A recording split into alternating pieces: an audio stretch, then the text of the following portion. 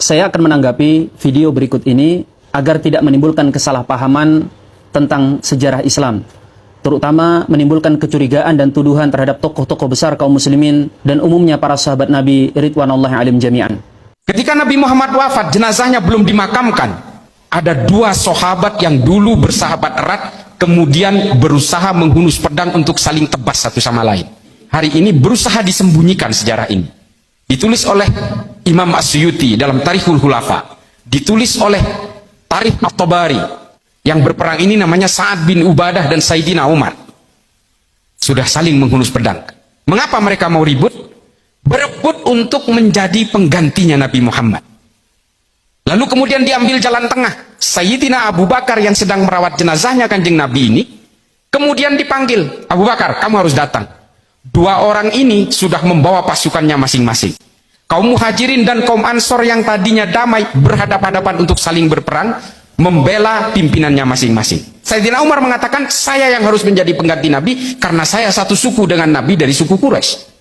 Lalu kemudian Sa'ad bin Ubadah bilang, sayalah penggantinya karena saya tokoh pribumi. Nah, peperangan itu kemudian diambil jalan tengah oleh para sahabat. Oke, kita tunjuk Sayyidina Abu Bakar sebagai pemimpin, sebagai jalan tengah. Dari apa yang dipaparkan dalam video tersebut, paling tidak ada 3 gambaran negatif. Yang pertama, bahwa ulama kaum muslimin itu sengaja menutupi sebagian sejarah kelam umat Islam. Yang kedua, gambaran bahwa para sahabat Nabi, khususnya Sayyidina Umar bin Khattab dan Sayyidina Sa'ad bin Ubadah, itu begitu ambisius dan sangat rakus terhadap kekuasaan. Yang ketiga, bahwa para sahabat itu digambarkan sampai mau berperang hanya urusan rebutan kekuasaan atau masalah politik. Apakah benar demikian? Tentang riwayat kewafatan Rasul sallallahu alaihi wasallam dan sampai kemudian diangkatnya Sayyidina Abu Bakar sebagai khalifatul Rasulillah, pengganti beliau, itu dimuat dalam semua kitab sejarah dan tidak ada yang ditutup-tutupi di situ. Kita sudah sering mendengarnya, khususnya bagi para asatid, apalagi para pencinta sejarah. Saya langsung melacak ke dalam Tarikh At-Tabari, apa yang disampaikan oleh beliau. Ternyata saya tidak dapati kisah tersebut. Saya juga membuka dalam Tarikh Al-Khulafa Al-Imam As-Suyuti. Hanya sayang ketika saya cari, saya hanya mendapatkan versi terjemahan, karena ternyata kita versi Arabnya pernah saya hadiahkan kepada seorang ustadz dan saya lupa membelinya lagi. Tetapi kemudian juga saya cek dalam versi Maktabah Syamilah dan tidak ada riwayat sebagaimana yang disampaikan oleh beliau. Saya juga mengecek di Hayatus Sahabah, saya mengecek dalam Sirah Nabawiyah Ibnu Hisham, saya mengeceknya dalam Tarikh Al-Kabir, siapa tahu ada terselip di situ, karya Al-Imam Al-Bukhari. Kemudian saya mengecek dalam Bidayah wa Nihayah, karya Al-Imam Ibnu Katsir. Saya juga mengecek langsung kepada induk Sirah Nabawiyah dalam Islam, yaitu Sirah Nabawiyah Ibnu Ishaq. Dan berbagai macam kitab-kitab yang lainnya. Dan saya tidak mendapatkan riwayat seperti itu. Jika tuduhannya, ulama umat Islam menyembunyikan sebagian fakta sejarah, ini sungguh tuduhan yang tidak berdasar. Karena justru faktanya, ulama-ulama kita itu sangat jujur kalau urusan ilmiah. Bahkan hal yang kira-kira dalam tanda kutip menjatuhkan Islam, itu dari mana kira-kira musuh Islam mendapatkannya? Kecuali dari tulisan-tulisan ulama-ulama kita. Karena ulama kita itu menyampaikan jujur apa adanya. Yang kedua, tuduhan bahwa para sahabat seakan-akan begitu ambius terhadap kekuasaan, justru fakta sebaliknya yang kita dapatkan dalam sejarah.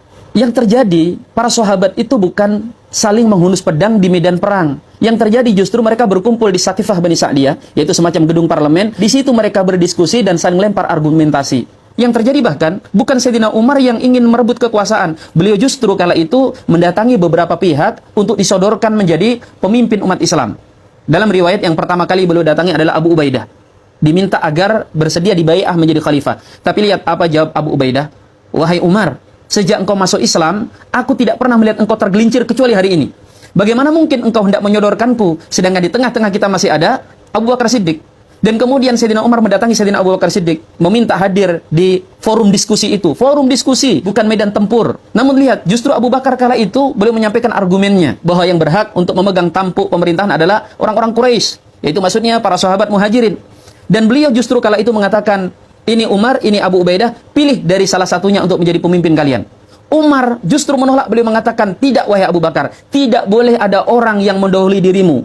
Lalu Umar kemudian mendorong Abu Bakar untuk bersedia diangkat menjadi khalifah.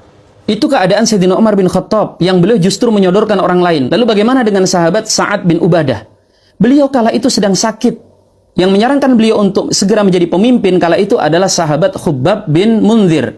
Dan beliau tidak banyak bicara karena sedang sakit. Ketika diskusi dan debat sangat panas itu, sahabat kemudian sampai pada kesepakatan. Tidak ada setetes pun darah yang mengalir. Benar, terjadi perdebatan di kalangan mereka. Tapi ini wajar.